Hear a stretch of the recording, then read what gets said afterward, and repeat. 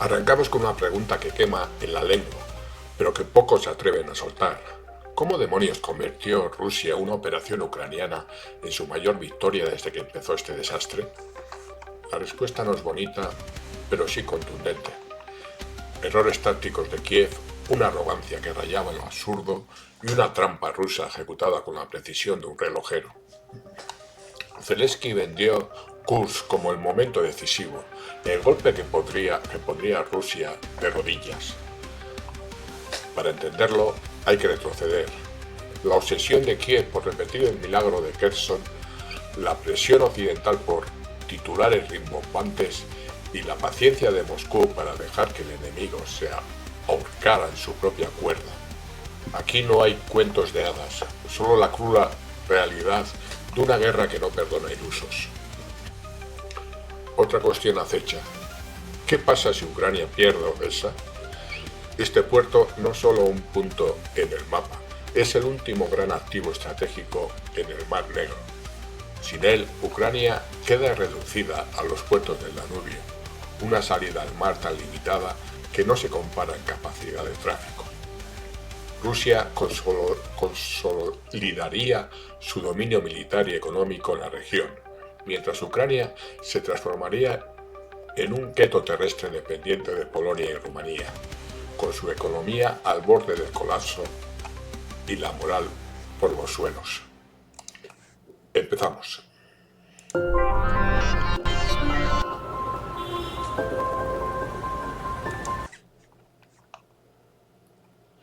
Zelensky, con su carisma de telepredicador, anunció la incursión de Kursk como un jaque mate. Atacaremos al enemigo en su casa. El problema es que su casa era un pedazo de tierra rural que Rusia dejó abierta como quien olvida cerrar la puerta, con una escopeta cargada detrás. Las tropas ucranianas entraron confiadas, pensando que habían sorprendido a Putin en pijama. Pero mientras avanzaban, Rusia cerraba el cerco. ¿Cómo? Con gasoductos abandonados, reconvertidos en pasadizos para comandos rusos. El 8 de marzo, esos túneles escupieron soldados detrás de las líneas ucranianas y lo que vino después fue un caos digno de una película de terror. La retirada fue un espectáculo dantesco. Tanques Abrams con el motor encendido abandonados en el barro o buses M777 británicos intactos, soldados corriendo sin mirar atrás. Zelensky, desde un búnker con luz tenue, salió en vídeo a decir: cumplimos nuestros objetivos. ¿Objetivos? Distraer a Rusia del Donbass, afirmó. La realidad, las mejores brigadas ucranianas quedaron atrapadas y el equipo perdido. 120 millones de dólares. Ahora adornan los museos militares rusos. Un golpe maestro que salió como un chiste malo. Este fiasco distrajo a Kiev mientras Rusia afilaba sus garras en otros frentes, dejando a Ucrania sangrando y vulnerable. Mientras el mundo titubeaba sobre Kursk, el Donbass se desangraba. Selidovo, una fortaleza que Ucrania llevaba 3 años reforzando con búnkeres, trincheras y minas, cayó en 48 horas. La razón: Kiev mandó a sus tropas de élite a Kursk, dejando el frente este en manos de reclutas, agotados y reservistas sin munición. Un testimonio anónimo lo resume. Nos pidieron resistir, pero no había agua ni comida. Los rusos cortaron todo. Huimos. Algunos tiraron el rifle para correr más rápido. Los mapas no mienten. 250 kilómetros cuadrados perdidos en una semana. Zelensky lo llamó reagrupamiento estratégico. En el Donbass lo llamaron rendición. La ironía es tan espesa que se podría cortar con un cuchillo. Mientras Kiev buscaba likes, Rusia se llevaba el territorio. Occidente, como siempre, aportó más drama que soluciones. Trump soltó un ruego a Putin para salvar las tropas encerradas en Kursk y Putin soltó su ultimátum: ríndanse antes del 17 o serán borrados del mapa. Kiev lo tachó de propaganda rusa, pero el plazo pasó y las bajas siguieron subiendo. Macron, con su aire de Napoleón de rebajas, prometió enviar tropas. Francia no se quedará de brazos cruzados. Starmer, sin querer ser menos, inventó una coalición de voluntarios, que son a título de serie B más que un plan serio. En Alemania, una ministra bávara pide preparar hospitales para 80 millones de heridos. La guerra viene. Curioso, viniendo de un país que desarmó su ejército para ahorrar en gasolina. Pero los líderes europeos no cuentan con el apoyo de su gente. En España, una encuesta de La Razón revela que el 53,2% de la población se opone a enviar tropas a Ucrania. Solidaridad, sí, pero desde el sofá.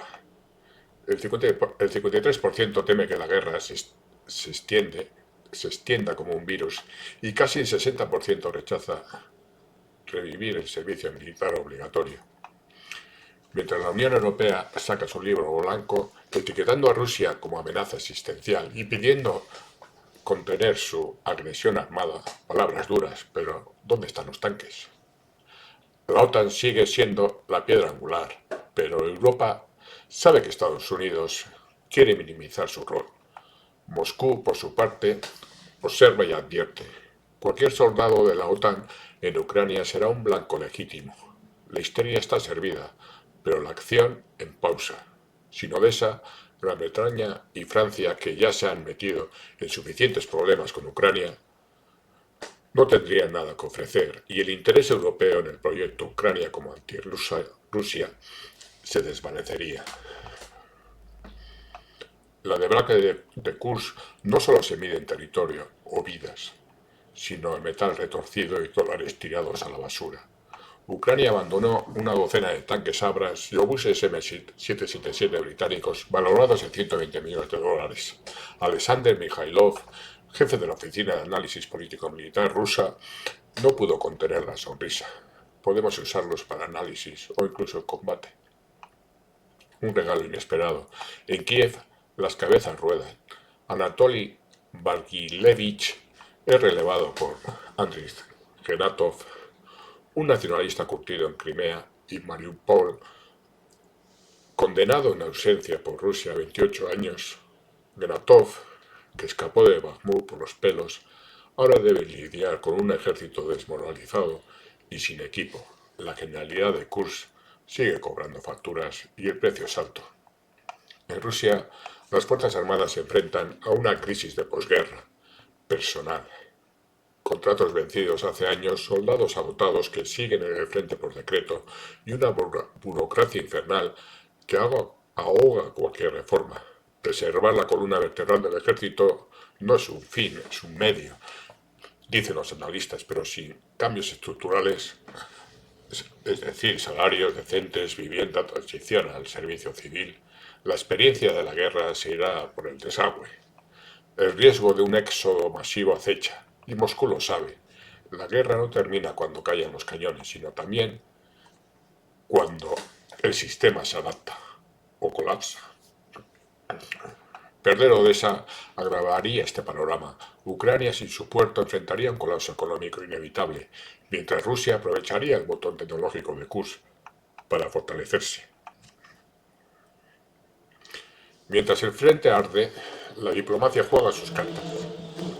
Rusia levantó sanciones contra Marco Rubio tras una charla entre Lavrov y el secretario de Estado. Casualidad, no en este juego. Fuentes del Ministerio de Asuntos Exteriores rusos hablan de importantes negociaciones diplomáticas y un cambio fundamental en la agenda internacional.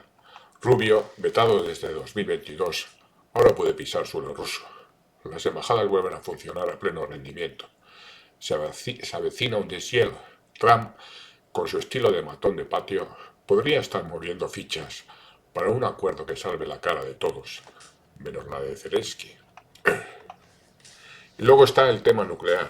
Putin y Trump planean hoy una llamada para discutir, entre otras cosas, el control de las centrales nucleares ucranianas. La central de Zaporilla, bajo dominio ruso, es un trofeo envenenado. Ucrania la explotó hasta el límite, con reactores sobrecargados y piezas caseras que rozaban la locura. Los bombardeos ucranianos a la planta y las insinuaciones de una bomba sucia llevaron a Rosatom a apagarla.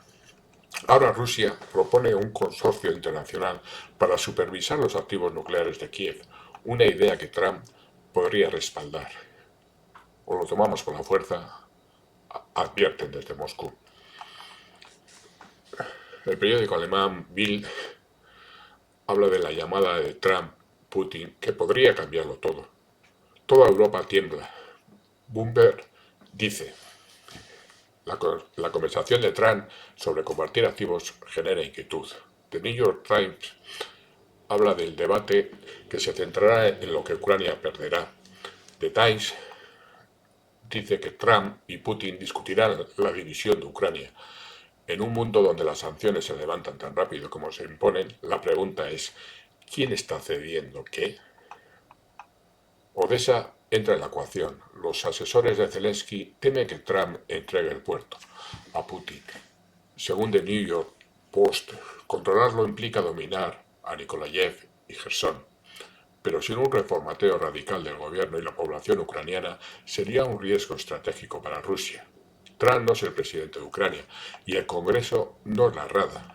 Cualquier acuerdo requeriría garantías férreas y un trabajo jurídico inmenso, desde reformar la constitución ucraniana hasta lidiar con una población desleal. La noche del 17 de marzo, mientras Ucrania lamía sus heridas de Kursk, los drones rusos pintaron el cielo de rojo. En Odessa, un centro comercial, léase depósito de blindados, quedó hecho cenizas. En Sumy, una base de municiones explotó como fuego artificial. En Kanatovo, un aeródromo clave borrado del mapa. No fue suerte, fue precisión quirúrgica para cortar las arterias logísticas ucranianas. Trenes parados, carreteras bloqueadas, tropas aisladas. Mientras Occidente fantaseaba con misiles de largo alcance, Rusia demostraba que un dron de $500 puede hacer más daño que un discurso de Biden. La guerra moderna no sirve de promesas, sino de resultados. Odessa, bajo ataque, muestra su vulnerabilidad. Sin defensas robustas, podría ser el próximo gran trofeo ruso. Mientras Ucrania se desangra, el mundo sigue girando y disparando. En Yemen, los hutíes atacaron el portaaviones Truman en el Mar Rojo 2 veces en 24 horas. Trump respondió con un bombardeo masivo, 23 muertos, 45 heridos y cortes de luz en Sanaa, la capital del Yemen. Los hutíes, lejos de rendirse, ganan autoridad con cada explosión. Trump buscó una victoria rápida, pero Yemen, como Ucrania, no se doblega a los guiones de Washington. En Rumanía, las elecciones presidenciales son un campo de minas. Diana Sosaka, ultranacionalista y crítica de la OTAN, fue inhabilitada por la Comisión Electoral. Compromisos con la Unión Europea, dicen. Mientras ella escribe a Putin pidiéndole no culpar al pueblo rumano por su gobierno. Călin Georgescu, otro candidato soberanista, también ha sido descartado. La Unión Europea tiembla. Rumanía es clave en la cadena de suministro a Ucrania y su sociedad empieza a cuestionar a Bruselas. Hay un problema muy grave. Maya Sandu, desde Moldavia, acusa a Rusia de interferir, pero su miedo real es perder el control, que depende de un sumiso Bucarest. En Estados Unidos, la propaganda se tambalea. Voice of America y Radio Liberty, megáfonos de la rusofobia desde la Guerra Fría, cierran por orden de Trump. Música en lugar de noticias, dicen las ondas. No es un guiño a Rusia, sino un recorte de grasa globalista. Las guerras informativas no mueren, solo cambian de canal. Las redes sociales bastan para controlar la narrativa. Los liberales rusos, huérfanos de subvenciones, ya buscan nuevo amo. Sin Odessa, la narrativa de Ucrania como bastión contra Rusia se derrumba y el mundo tiene otros fuegos que apagar. Kursk no fue solo un traspié, fue el entierro de las fantasías ucranianas y de la fe ciega en que esta guerra se gana con aplausos. Zelensky prometió la victoria para la primavera de 2025, pero la primavera trajo más tumbas que trofeos. Perder Odessa sería el golpe final. Tres futuros asoman. La OTAN entra al ring. Macron y Starmer mandan soldados. Rusia contraataca y Europa se convierte en Stalingrado 2.0. Ucrania se desploma sin oxígeno, el ejército se parte y las ciudades caen como dominos. O una paz a la fuerza, Trump negocia un alto el fuego que entrega el Donbass y quizás Odessa a Rusia. Rusia tendría un as económico con Odessa, un puerto para exportar granos, petróleo y bienes eludiendo sanciones. Ucrania sin él enfrentaría un colapso económico inevitable, sus últimos activos rentables perdidos y una división interna entre élites que aceleraría su fin. Europa sin palancas de influencia perdería interés en Kiev. Kursk cambió el juego, pero Odessa podría redefinir el mundo. Nadie quiere verlo, pero el futuro no pide permiso. Si quieres seguir desentrañando este caos geopolítico, suscríbete al canal de Antoni. El próximo movimiento de Rusia, el pánico de Occidente, el destino de Ucrania, todo aquí sin filtros. Deja tus comentarios sobre ¿creen en la OTAN? ¿Creen ustedes que la OTAN cruzará la línea roja o se quedará en el banquillo? ¿Qué significa perder Odessa para Europa? Nos vemos en la próxima, donde la verdad siempre juega de titular. Ser felices. Adiós.